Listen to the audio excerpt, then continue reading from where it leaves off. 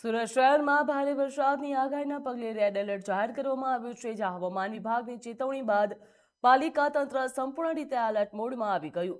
રાત્રે 11 વાગ્યાથી વહેલી સવારે 4 વાગ્યા સુધી ભારે વરસાદ પડવાની શક્યતા વ્યક્ત કરવામાં આવી.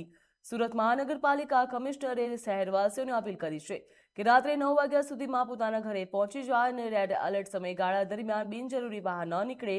વરસાદી પરિસ્થિતિને પહોંચી વળવા માટે તંત્ર દ્વારા આગોતરી તૈયારીઓ પણ કરવામાં આવી છે, જ્યાં શહેરમાં આજે ધોધમાર વરસાદ વરસી રહ્યો છે. અલગ અલગ વિસ્તારોમાં એનડીઆરએફ અને એસડીઆરએફની ટીમોને પણ તૈનાત કરવામાં આવી છે, જ્યાં નાગરિકોને સતર્ક રહેવા અને પ્રશાસનના માર્ગદર્શનનું પાલન કરવા માટેની પણ અપીલ કરવામાં આવી. સુરત શહેરી વિસ્તારમાં રાત્રે 11 વાગ્યાથી સવારે 4 વાગ્યા સુધી ભારે વરસાદની આગાહી આપવામાં આવી છે. તો તકેદારીના ભાગરૂપે લો લાઇંગ વિસ્તારમાંથી લોકોને શેલ્ટર હોમમાં ખસેડવામાં આવી છે.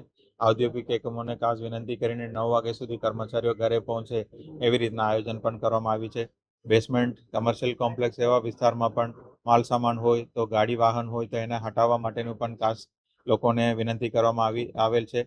9 વાગ્યા પછી બહાર જવાનું ટાળે અને ઘરે સુરક્ષિત ફેમિલી સાથે રહે એવું ખાસ તમામ નાગરિકોને વિનંતી કરવામાં આવે છે.